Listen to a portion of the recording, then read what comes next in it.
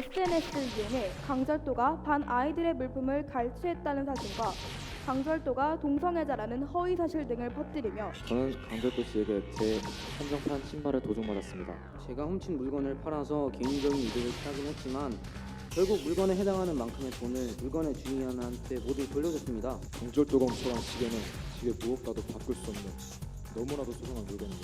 SNS에 올린 게시물들로 많이 힘들어했습니다. 피고인은 사과조차 없는 물질로 모든 것을 해결하고자 하는 강절도 씨의 태도에 더 큰 상처를 받았습니다. 자, 그러면 다섯 번째 발표팀입니다. 다섯 번째 발표팀 우리 당동중학교 친구들을 박수로 맞아주시면 고맙겠습니다. 자, 앞으로 이동할까요? 네, 그리고 재판 소개와 함께 시작해 보도록 하겠습니다. 하나, 둘, 셋. 정의 이름으로 널 용서하지 않겠다. 안녕하세요, 정의구현 팀입니다.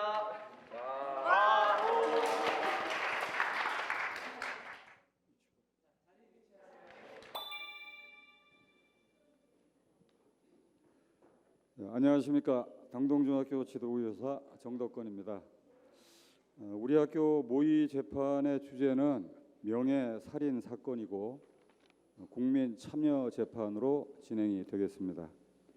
사건 개요를 간단히 말씀드리면 피해자 강절도가 학급 내 귀중품을 절도하는 과정에 피고인 복수각에게 적발되어 학교폭력 가해자로 15시간의 교내 봉사와 피해 물품 현금 보상으로 문제가 해결되었으나 이에 불응한 피고인 복수각이 SNS상에 피해자의 신상과 관련된 협박글을 올리는 등 피해를 가하자 이에 피해자 강절도가 명예훼손 및 정보통신망에서의 권리보호에 피해를 입었다고 판단, 고소를 제기하게 된 사건입니다.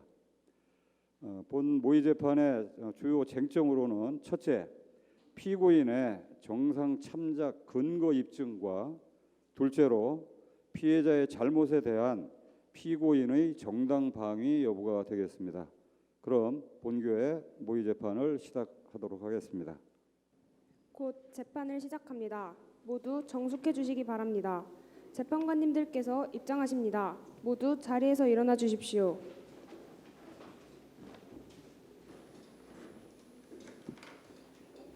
모두 자리에 앉아 주십시오.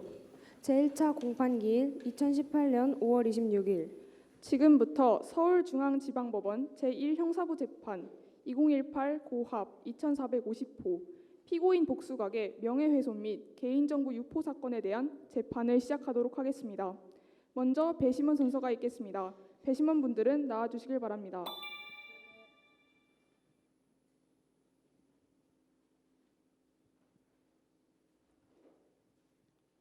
배심원은 사실의 인정, 법령의 적용, 형의 양정에 관한 의견을 제시할 권한이 있는 반면 법령을 준수하고 성실히 직무를 수행해야 하며 직무상 알게 된 비밀을 누설하거나 재판의 공정을 해하는 행위를 하여서는 안 됩니다. 이 점 숙지하셨습니까? 예. 다음으로 배심원 순서가 있겠습니다.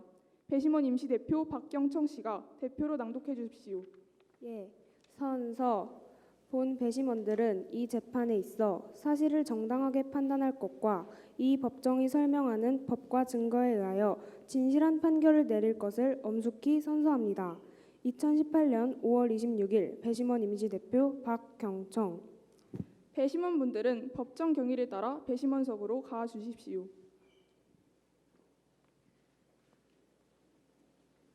피고인 예, 지금부터 형사소송법 제283-2조에 의거 피고인에게 진술 거부권을 고지합니다. 피고인은 본 법정에서 검사나 변호인, 재판관의 신문에 대해 진술하지 아니하거나 일부 질문에 대해 진술을 거부할 수 있습니다. 또한 피고인에게 유리한 진술을 할 수 있으며 진술을 거부하여도 아무런 불이익을 받지 아니하나 피고인이 진술한 사항에 대해서는 법정에서 불리하게 작용할 수 있습니다. 이 점 이해하셨습니까? 예. 그럼 피고인에 대한 인정심을 시작하도록 하겠습니다. 피고인은 이름을 부르면 일어나 성명, 주민등록번호, 주소와 직업 등을 말해 주십시오. 피고인 복수각. 예. 이름은 복수각, 주민등록번호는 030-101-31777777, 주소는 경기도 군포시 용호 2로 1번 길 3이며 직업은 학생입니다. 피고인은 재판 중 주소가 변경되는 경우 이를 재판부에 신고해야 합니다. 피고인 착석하십시오. 다음으로 검사 측은 본 사건의 고소장을 낭독해 주십시오. 예. 피고인 복수각은 공정중학교 3학년 학생으로 SNS를 이용해 강절도가 반 아이들의 물품을 갈취했다는 사실과 강절도가 동성애자라는 허위 사실 등을 퍼뜨리며 수위 높은 협박과 함께 여러 차례에 걸쳐 글을 올려서 강절도를 사회적으로 매도시켰습니다. 피고인은 이미 강절도가 교내봉사 15시간을 선고받았음을 인지하고 있었으나 멈추지 않았습니다. 많은 사람들은 진위 여부를 따지지 않은 채 강절도에게 심각한 악플을 달았고 강절도는 큰 정신적 충격에 시달렸습니다. 결국 참지 못한 강절도는 피고인에게 글을 내릴 것을 요청하고 경고하였으나 피고인은 멈추지 않았고 도리어 강절도의 전화번호, 주소, 학번 등의 신상 정보와 강절도의 훼손된 사진 등을 같이 올리기에 이릅니다. 이에 큰 충격을 받은 강절도는 대인기피증이라는 사회 불안장애를 얻게 되어 정신과 진료를 받고 있으며 교내는 물론 교회에서도 정상적인 외부 활동을 하는 것이 힘듭니다. 이에 본 검사는 피고인 복수각을 형법 제307조 2항 정보통신망 이용 촉진 및 정보보호 등에 관한 법률 제44조 1항에 의거 명예훼손죄로 기소하는 바입니다. 피고인은 공판 전에 위 고소장을 받은 사실이 있습니까? 네, 피고인은 본 기소 사실을 인정하십니까? 강절도가 훔쳐간 시계는 제게 무엇과도 바꿀 수 없는 너무나도 소중한 물건입니다. 그런 물건 훔쳐 다시는 볼 수도 만질 수도 추억할 수도 없게 해놓고선 사과 한마디 없이 돈만 달랑 던져주면 제 마음은 어떻게 치유가 되겠습니까? 강절도의 물질주의적 사고는 저뿐만 아니라 많은 학생들을 더 아프게 만들었습니다. 저뿐만 아니라 많은 반 친구들이 자신의 소중한 물품들을 잃었습니다. 그 물건들의 가치는 몇만 원, 몇십만 원으로 이야기할 수 없습니다. 개인에 따라 인생 전부일 수도 있다는 것입니다. 그런데 이러한 많은 피해에도 불구하고 강절도는 고작 교내봉사 15시간을 선고받았습니다. 이에 저는 도무지 인정할 수 없었습니다. 피고인, 그렇다면 스스로 저지른 범행에 대한 후회나 뉘우침은 없습니까? 후회나 뉘우침이 아예 없는 것은 아닙니다. 스스로 차오르는 분노를 주체하지 못한 나머지 강절도에게 과한 정당방위한 점은 인정합니다. 생각보다 더 힘들어하는 강절도를 보며 죄책감 또한 느끼고 있습니다. 반성하고 있지 않다는 말은 아닙니다. 그러나 강절도 또한 제 소중한 물건, 아니 추억을 훔쳐간 후 사과 한마디 하지 않고 돈만 던져주었다는 점 기억해 주시기 바랍니다. 단순한 돈이 아닌 진정성 있는 사과를 주었다면 이곳까지 오진 않았을 것입니다. 알겠습니다. 피고인 측 모두 진술하시겠습니까? 예.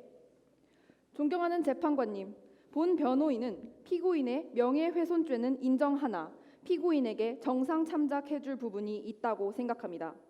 피고인은 최근 부모님을 사고사로 여의고 친척의 손에 맡겨졌습니다.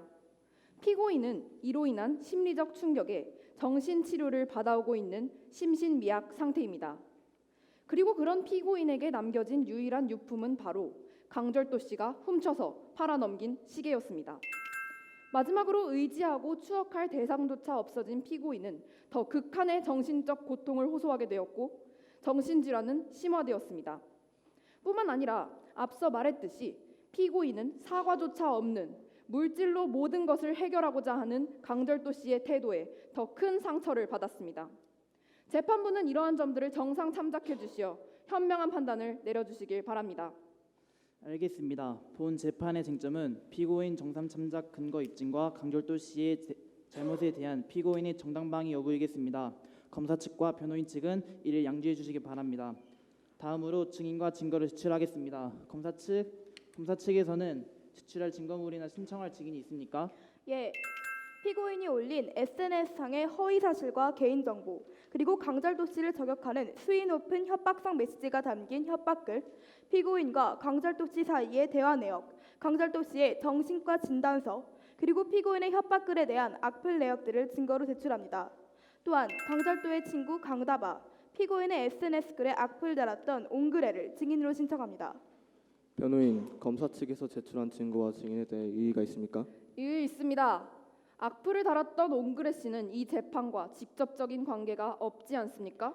아닙니다. 존경하는 재판관님, 강철도 씨가 겪게 된 대인기피증의 가장 큰 원인은 불특정 다수의 험악한 악플 때문입니다. 불특정 다수, 수많은 악플을 단 사람 중 대표자가 나올 필요가 있다고 생각합니다. 옹그레 씨 역시 이 재판과 직접적인 관계가 있습니다. 변호인의 이의는 기각합니다. 다음으로 변호인 증거물 제출이나 증인 신청하시겠습니까? 예. 피고인 복수각의 정신과 진단서를 증거로 제출합니다. 또한 유품정리사 장명복, 강절도의 또 다른 피해자 황미더를 증인으로 신청합니다. 검사는 이에 대해 이의가 있습니까? 없습니다. 그럼 검사와 변호인 측에서 제출한 증거와 증인 모두 인정합니다. 이것으로 제1차 공판을 마치겠습니다. 제2차 공판은 2018년 6월 18일 오전 11시 본 법정에서 개정하도록 하겠습니다. 제2차 공판 기일 2018년 6월 18일. 지금부터 제2차 공판을 시작하겠습니다. 먼저 증인 신문을 하도록 하겠습니다. 피해자와 증인의 출석 여부를 확인하겠습니다. 검사 측 피해자 강절도 씨, 증인 강다바 씨, 증인 옹그레 씨, 그리고 변호인 측 증인 장명복 씨, 증인 황미더 씨 모두 출석하셨습니까? 다음으로 증인 선서가 있겠습니다. 피해자 강절도 씨가 대표로 낭독해 주십시오.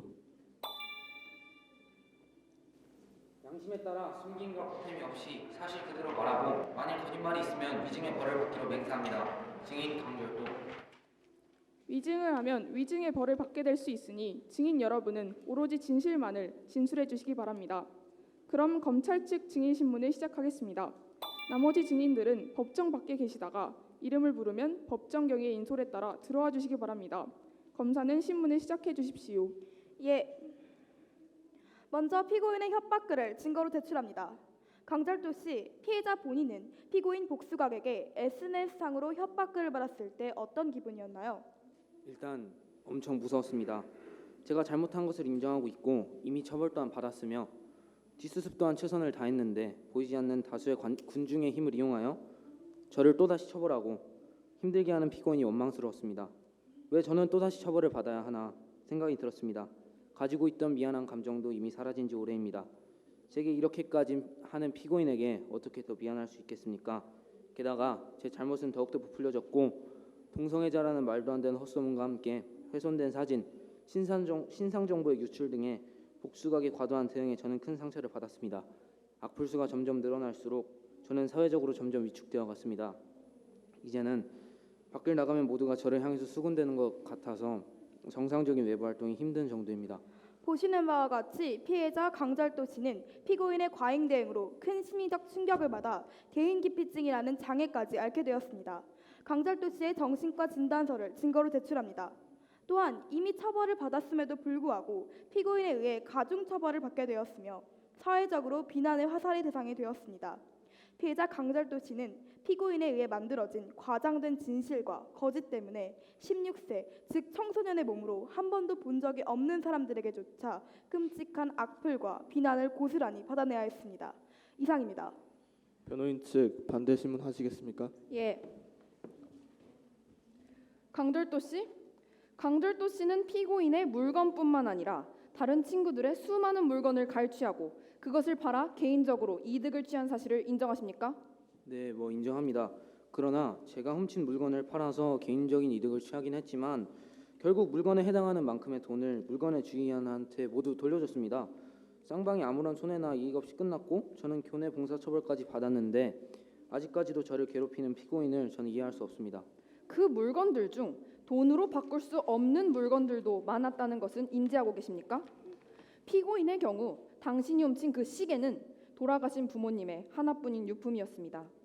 피고인은 부모님의 사고사로 큰 정신적 충격에 휩싸여 있었는데 하나뿐인 유산이 돈 몇 푼으로 해결될 문제겠습니까? 또한 강절도 씨는 그러한 일이 있은 후에도 보상만 할 뿐 진정한 사과를 하지 않았습니다. 인정하십니까? 저는 사과를 하고자 하였습니다. 저라고 미안한 감정이 들지 않았겠습니까? 그러나 피고인의 과잉 대응에 사과의 말을 건네지 못했을 뿐입니다.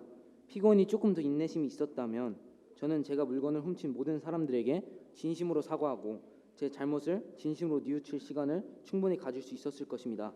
피고인 때문에 저는 대인기피증까지 앓게 돼서 이제는 진정한 사과조차 할 수 없습니다. 어쨌든 피해자 본인이 시계를 훔쳤다는 사실 자체는 변하지 않고 그로 인해 피고인 복수각의 많은 심리적 고통은 더욱 심화되었습니다. 병을 주고 나서 강제성에 의해 약을 주고는 할 일을 다했다고 여기는 본인의 태도가 진정으로 옳다고 생각하십니까? 다시 한번 말씀드리지만 저는 최선을 다했습니다. 제가 최선을 다해서 뒷수습을 하고 있을 때쯤 조금 더 기다리지 못한 참을 수 없는 피고인의 책임도 있다는 점 꼭 강조하고 싶습니다. 스스로가 정말 최선을 다했는지 다시 한번 생각해 보시길 바랍니다. 이상입니다. 증인은 내려가도 좋습니다. 다음으로 검사 측 증인 강다바 씨 신문이 있겠습니다. 강다바 씨는 증인석으로 올라와 주십시오. 검사 측 증인 신문 시작하세요. 예. 증인은 강절도 씨와 어떤 관계입니까? 평소 친하게 지내던 친구 사이입니다. 그럼 당시 강절도 씨의 심리와 상황에 대해 가장 잘 알겠군요. 그렇다면 피고인이 강절도 씨를 저격한 협박글을 SNS에 올린 이후 강절도는 어떤 모습을 보였습니까? 절도는 복수각이 SNS에 올린 게시물들로 많이 힘들어했습니다. 본인의 학교뿐만 아니라 다른 학교의 학생들과 모든 사람들에게 퍼지는 자신의 훼손된 사진과 개인정보에 하루하루 살아가기가 힘들다고 저에게 말해왔습니다. 이로 인해 함께 사귀고 있던 여자친구는 이별을 통보했으며 이와 더불어 더 부풀려진 잘못과 헛소문에 절도는 고개를 들고 다닐 수조차 없게 되었습니다. 저와 함께 가끔씩 외출을 나갈 때에도 얼굴을 가리기에만 급급했고 또 원체 건강한 아이가 잠도 잘 자지 않고 밥도 잘 먹지 않으며 집에만 있다고 하니 심히 걱정됩니다. 강절도 씨는 피고인에 의해 평소와는 다른 매우 힘들어하는 모습을 보여주고 있고 이는 주변 사람들조차 걱정의 눈길에 가득 찰 정도로 심각했군요. 이상입니다. 변호인 측 반대 신문 하시겠습니까? 예. 강다바 씨? 강다바 씨는 본인이 강절도 씨의 가장 친한 친구라고 밝힌 바 있습니다. 맞습니까? 예, 그렇습니다. 그렇다면 올해 3월 강절도 씨가 반 아이들의 물건을 훔치던 것을 알고 있었습니까? 네, 알고 있었습니다. 친구로서 말리지 못한 잘못이 크다는 점 인정하겠습니다. 하지만 절도는 정말로 진심으로 반성했고 최선을 다해서 뒷수습을 했습니다. 하지만 그렇게까지 심한 협박글을 달다니 피고인을 이해할 수가 없습니다. 하지만 증인, 최선을 다했다는 말에 진정성이라는 것은 빠져 있지 않습니까?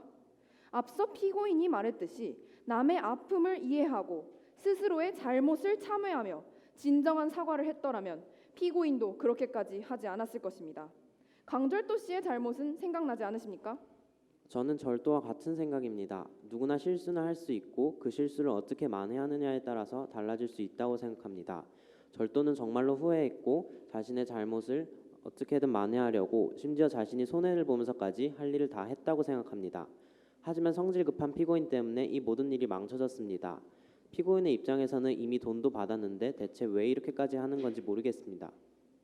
강절도 씨도 강절도 씨의 친구도 피고인에게 미안한 감정은 전혀 가지고 있지 않군요.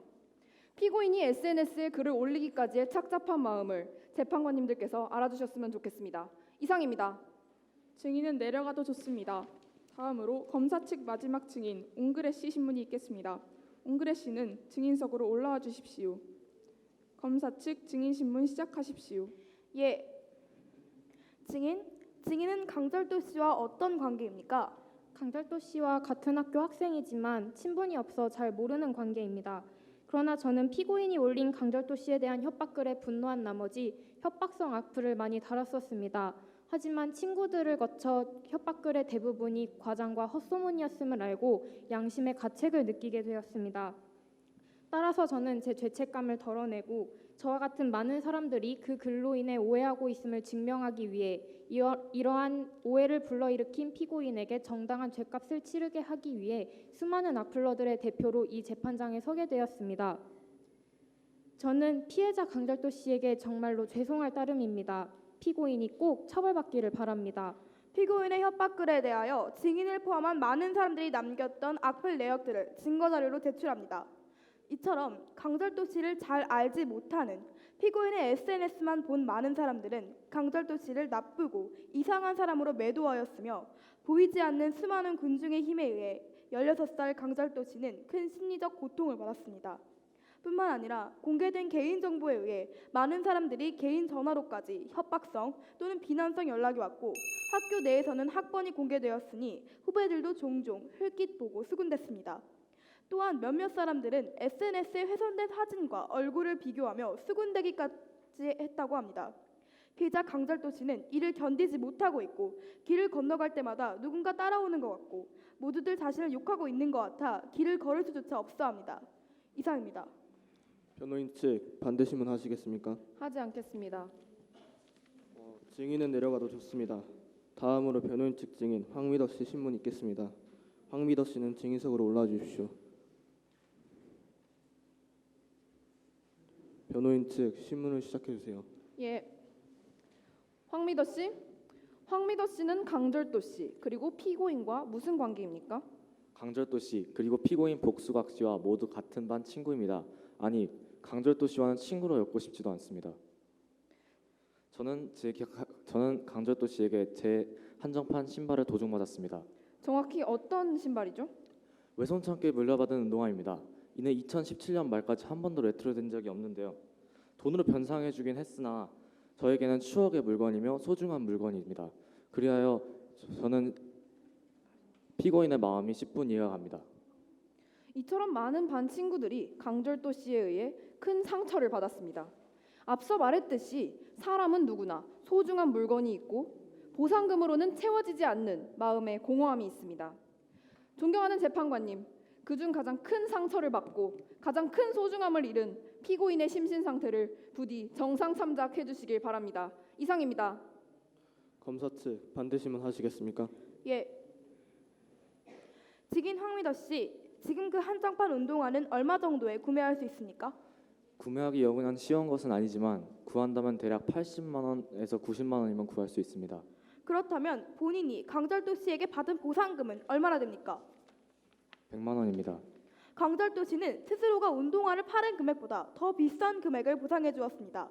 강절도 씨의 입장에서 중고로 팔았던 운동화이니 값을 얼마나 받을 수 있었겠습니까? 그러나 강절도 씨는 손해를 보고서라도 반 친구들에게 지은 죄에 대한 책임을 지고 싶었던 것입니다. 여러분께 사과하고 싶었던 것입니다. 그리고 그 돈이면 새롭게 구매하는 것 또한 충분하지 않습니까? 구하기는 어렵다고 하나 충분히 제대로 된 보상이었다고 생각합니다. 이상입니다. 증인은 내려가도 좋습니다. 다음으로 변호인 측 증인 장명복 씨 신문이 있겠습니다. 장명복 씨는 증인석으로 올라와 주십시오. 변호인 측 신문을 시작해 주세요. 예. 장명복 씨?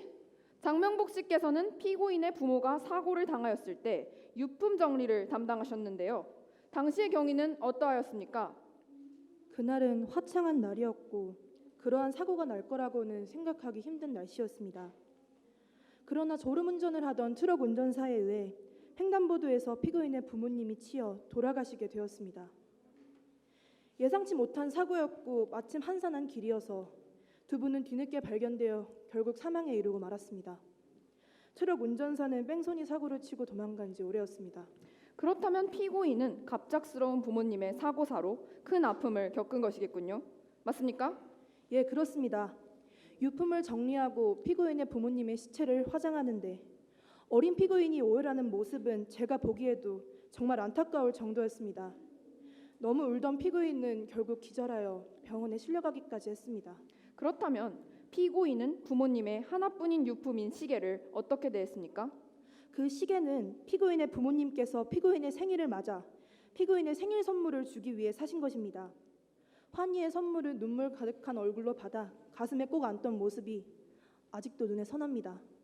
존경하는 재판관님, 이처럼 피고인은 어른이라고 해도 쉽게 이겨내기 힘들 상처를 갑작스럽게 입게 되었습니다. 또한 시계가 없어졌을 때에는 피고인의 정신 상태가 온전하지 못할 정도라고도 할 수 있습니다.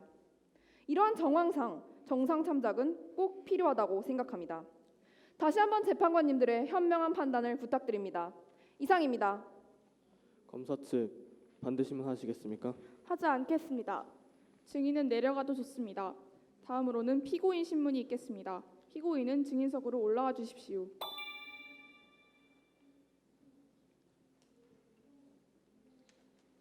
검사 측은 피고인 신문을 시작해 주십시오. 예. 피고인인 스스로가 얼마나 강절도에게 정신적으로 큰 상해를 입혔는지 인지하고 있습니까? 강절도에게 어느 정도 정신적으로 피해가 있었다는 점 인정합니다. 그러나 먼저 피해를 입은 쪽은 어디까지나 제가 먼저였음을 참작해 주시길 바랍니다. 저는 제 인생의 위안을, 제 부모님을 잃은 것과 다를 바 없이 분노했습니다.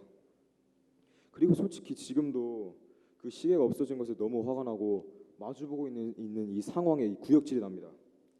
판사님, 저는 정당방해를 했다라고 생각합니다. 살짝 과장한 부분은 없잖아 있지만 제가 지금까지 받은 상처에 비하면 3발의 피일 뿐입니다.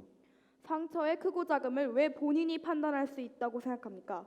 더불어 잘못에 대한 처벌을 왜 본인이 내려야 한다고 생각합니까? 개인적인 처벌이 만연하는 사회라면 왜 법이 있고 규칙이 있겠습니까? 피고인의 입장에서 상처를 받지 않았다는 것은 아니지만 피고인은 스스로의 분노를 주체할 필요가 있었다고 생각하지 않습니까? 그 법과 규칙이 정당하지 못하니 제가 직접 스스로 나서는 거 아닙니까? 학교가 교내봉사 15시간이라는 말도 안 되는 작은 처벌만 내리지만 않았더라면 그런 일도 일어나지 않았을 것입니다. 강절도의 엄마, 아빠가 사회적으로 영향력 있는 인물이라 그렇게 작은 처벌을 내린 것은 아니지 이젠 학교조차 의심스러울 지경입니다. 제 부모님이 없다고 저를 차별하는 거 아닙니까? 그렇다면 피고인은 스스로가 받은 상처만큼 남에게 돌려주는 것이 옳다고 생각하십니까? 상황에 따라서 죄에 대한 처벌은 필요하다고 생각합니다. 눈에는 눈, 이에는 이라는 말은 하무라비 법전에 나와 있는 거 아닙니까? 저는 정당한 처벌을 받지 않은 강절도에게 사회 대신 벌을 내린 것뿐입니다.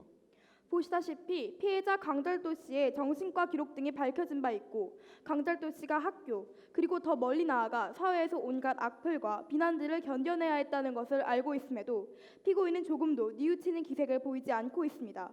강절도 씨와 피고인 사이의 대화 내역을 증거로 제출합니다.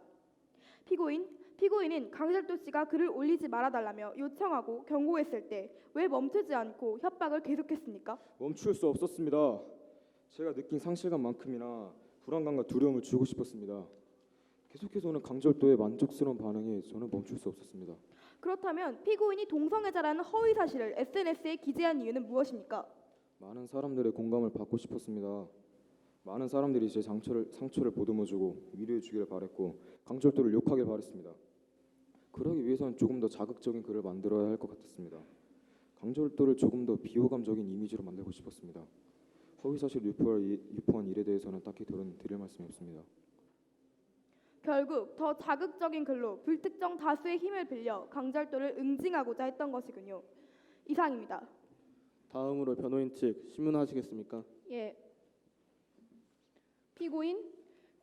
피고인은 부모님을 여의고 정신과 치료를 받다가 최근에야 그만두게 되었으나 시계를 잃어버림으로써 또다시 트라우마에 시달리게 되어 정신과 치료를 받게 되었습니다. 맞습니까?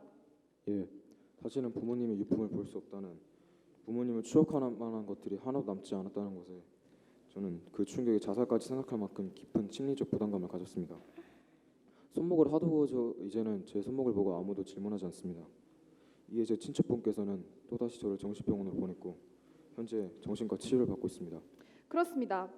여기 피고인의 정신병원 진단서를 증거로 제출합니다. 보시다시피 심한 스트레스에 피고인은 때때로 급작스러운 공포가 몰려오는 공황장애를 앓고 있습니다. 본래 지니고 있던 우울증 및 불안장애가 심화되어 공황장애로서 더 크게 발현된 것입니다. 실제로 피고인은 공황장애 때문에 크게 다칠 뻔한 일이 있었죠? 예, 그렇습니다. 부모님께서 횡단보도에서 사고를 당하셨다 보니 횡단보도를 건너다가 갑작스러운 공황장애가 와서 빨간불임에도 불구하고 건너가지 못해 큰 사고가 날 뻔한 적이 있었습니다. 아찔한 순간이었지만 저는 한 발자국도 움직일 수 없었습니다. 이처럼 피고인의 공황장애는 심화되었습니다. 이러한 상황들을 보았을 때 피고인이 조심스럽게, 어쩌면 당연히 정상 참작을 요구할 수 있었을 것이라고 생각됩니다. 존경하는 재판관님, 현명한 판단을 부탁드립니다. 검사, 최종 의견 진술하십시오. 예. 피고인 복수각은 교내 처벌을 모두 받은 상태인 강절도의 갈취 사실을 다시 드러내어 하지 말라는 강절도의 요청도 거절하고 심한 폭력성 협박글과 신상정보, 강절도의 훼손된 사진 등을 올린 바 있습니다. 또한 이에 멈추지 않고 강절도가 동성애자라는 허위 사실을 유포하기에 이릅니다. 큰 심리적 충격을 받아 대인기피증을 앓게 되어 정신과 치료를 받고 있는 피해자 강절도는 정상적인 생활조차 힘들어합니다. 그런데도 피고인은 스스로의 행동을 뉘우치는 기색을 전혀 보이고 있지 않습니다. 이에 본 검사는 형법 제307조 2항 정보통신망 이용 촉진 및 정보 보호 등에 관한 법률 제44조 1항에 의거 징역 2년형을 구형하는 바입니다. 변호인 최종 의견 진술하십시오. 예. 피고인이 SNS를 통해 강절도의 명예를 훼손했다는 것은 사실입니다. 그러나 피고인은 갑작스러운 부모님의 사고사로 큰 우울증을 앓고 있었습니다. 유일한 유품인 시계마저 팔아넘긴 강절도에게 큰 분노를 느낀 것입니다. 또한 진정한 사과는커녕 돈만 몇 푼 줘버린 물질 만능주의자 강절도에게도 책임이 있다고 생각합니다.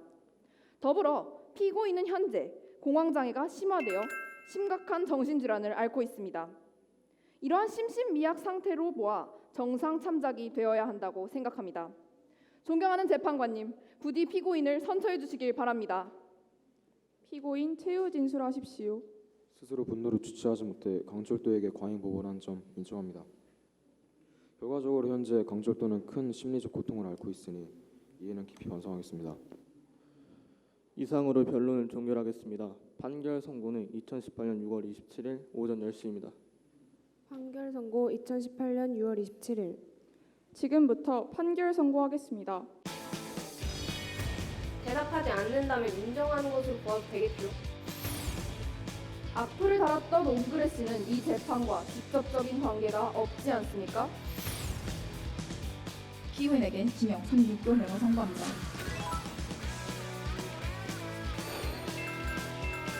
처음에는 TV에서 본 것처럼 친정식 불러 생각했어요. 모른다니까요? 그럴 리가 없다고요! 검사는 진술 거부권을 악용하여 유도 신문을 하고 있습니다. 고의적인 범죄가 아닌 우발적인 범죄임을 주장합니다. 피고인은 칼을 오른손으로 잡았을 뿐 아니라 그 방향을 잘 보시면 칼자루를 손 전체로 움켜쥔 것을 알 수 있습니다. 어동중학교 화이팅! 강동중학교 화이팅! 화이팅!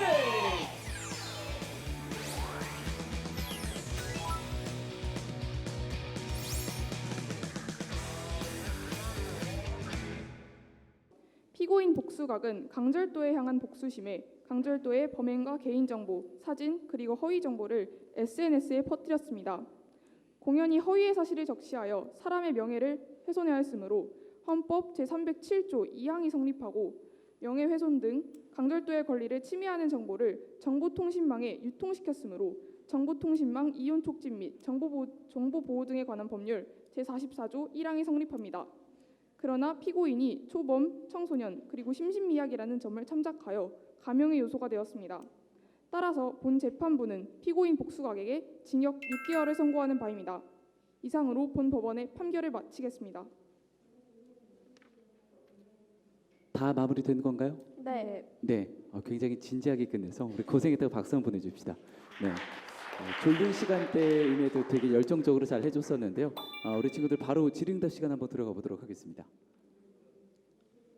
일단은 그 각자 맡은 역할을 충실하게 잘 몰입해서 소화하신 것 같아서 일단 수고 많으셨고요. 한 가지 질문을 하자면 지금 국민참여재판으로 지금 진행이 됐었죠. 그렇죠? 네. 그러면 배심원분들은 어디 계신가요? 배심원분들이랑 증인분들이랑 겹쳐서 1인 2역을 하고 있습니다. 아, 그렇군요. 네. 그러면 재판부에서는 배심원들의 그 판결 결과는 따로 이렇게 안 알려주시나요? 배심원분들의 결과는 권고 사항이기 때문에, 그리고 재판상에서 이루어지는 것이 아니라 사적으로 재판부랑 이루어지는 것이기 때문에 재판상에서 나오진 않았고요. 그 재판관님들의 재판 속에 배심원들의 의견 또한 포함되어 있는 결과입니다. 그러면 배심원들의 판결 결과하고 그리고 지금 현재 선고 내린 결과가 다르지 않고 동일한가요? 네. 그런가요? 네, 알겠습니다. 네, 잘 봤습니다. 저는 그 이 내용에 약간 철학적인 면이 있는 것 같아요. 보다 보면 좀 물질 만능주의를 비판하고 그리고 뭐 진정한 사과가 없어서 재판에까지 이르렀다라고 이런 얘기가 좀 많이 나오는데 근데 실제 재판을 보셨는지 모르겠는데 정말 많이 있습니다. 이런 사례가 원고 피고 혹은 뭐 피고인과 피해자 이렇게 싸우는 것들 보면은 전부 사과를 안 해서지 않냐라고 그렇게 하는 경우가 많은데 이거 어른들에게 주는 메시지인 것 같아서 어른의 한 사람으로서 반성을 하면서 시작을 해봅니다. 그리고 질문 하나 하겠습니다. 그 판결 선고할 때 뭐 죄명으로 형법 307조 2항과 정보통신망법 44조 1항 이렇게 하셨는데 내용을 혹시 알고 계세요? 정확하지 않아도 되니까 간단히 말씀해 주세요. 예, 알고 있습니다. 여기 앞에도 나와 있긴 한데 형법 제 307조 2항은 공연히 허위의 사실을 적시하였을 때 5년 이하의 징역 또는 뭐 10년 이하의 자격정지, 그다음에 1천만 원 이하의 벌금 이런 것으로 나와 있고요. 정보통신망 이용 촉진 및 그것에 관련 것은 이제 공연히 허위의 사실을 적시하였고, 그러니까 사람의 그 허용되지 않은 정보를 남의 정보를 무단으로 배포하였기 때문에 이러한 두 조항이 성립된다고 제가 기소하고 있습니다. 예, 그렇다면 이 그 피고인이 이름이 강절도인가요? 아니, 복수각인가요? 복수각이요. 예, 그 피고인 복수각이 그럼 죄가 하나일까요, 두 개일까요? 죄는 두 개라고 생각합니다. 예, 일단 여기서 제가 하나 말씀드리자면 여기는 그 정보통신망법 44조라고 되어 있는데 네. 정확히는 70조 2항을 해야 맞을 것 같아요. 70조 2항이 그 형법 307조 2항과 내용이 같거든요. 거의 같거든요. 완전히 같진 않고. 그런데 그 정보통신망을 이용한 명예훼손이라 이게 좀 특별법이라고 해갖고 이게 먼저 적용이 돼요. 정보통신망법이. 그래서 뭐 여기까지는 조금 깊이 들어가는 단계라 모르셔도 되기는 한데 여기까지 오신 것만으로 참 자랑스럽긴 한데 그래도 이 정보통신망법 하나로 의유를 하는 게 실제 사건에서는 더 맞다는 걸 알려드리고 싶습니다. 예, 아주 잘 봤습니다. 예, 맞습니다. 그죠? 사회의 명예훼손죄하고 일반 형법상의 명예훼손죄하고는 좀 다른 측면이 있습니다. 그죠? 제가 이제 지적하고 싶은 거는 피고인은 정당방위를 주장해서 이 범죄 불성립이었는데 변호인은 유죄를 인정하고서 심신미약 상태임을 고려해서 재판부에 선처를 호소하는 양형 중심으로 다투고 있는 그런 내용이었어요. 그죠? 혹시 그러고 나서 재판부 쪽에서는 피고인이 정당방위라는 말을 했는데도 거기에 대한 별도의 판단이 없었던 것 같습니다. 그리고 이 부분이 아마 조금 그 티가 아닌가 그런 생각이 들고, 그다음에 이제 전체적으로 지켜보면서 어쩌면은 피고인이 강절도의 피해자였습니다. 그죠? 네. 예. 국가형벌권이 형사 절차의 피해자한테 무엇을 해줄 수 있느냐, 해줘야 하는가, 거기에 대해서 뭔가 좀 생각해 볼 수 있는 시간이 아니었나 그렇게 생각되고, 그와 같이 이 형사 절차에서 잊혀진 피해자의 권리 때문에 피해자가 피고인으로 변화된 좀 애석한 사안이 아니었나 그렇게 생각합니다. 아무튼 이 전체적으로 생각해야 할 법철학적인 주제를 담고 있었던 것으로 느꼈습니다. 예, 이상입니다. 자리에서 일어나서 인사하고 들어가도록 하겠습니다. 자, 앞쪽으로 나와 주시고요. 감사합니다. 자, 이렇게 해서 5번째 팀까지 모두 마쳤고요. 성남 주유소에 가서 휘발유를 샀고 5시 10분에 같은 반 학생이 무관한 집에 침입하여 열려있는 창문에 휘발유를 뿌려 방화를 했습니다. 피고인이 현 행동을 터뜨린 것도 아닌데 검사는 CCTV와 목격자 진술로만 피고인을 기소했습니다. 증인이 목격한 학생이 저기 앉아있는 피고인 맞습니까? 네, 맞는 것 같아요. 재판장님, 변호인 측은 증인 유발람 씨의 신문을 하지 않겠습니다. 담임 선생님이신 현명한 씨의 신문도 하지 않겠습니다. 저는 증인은 피고인을 괴롭힌 적이 있으십니까? 그때 정말 참 힘들었죠. 참지 못하고 그만 방화를 냈습니다. 잘못했습니다.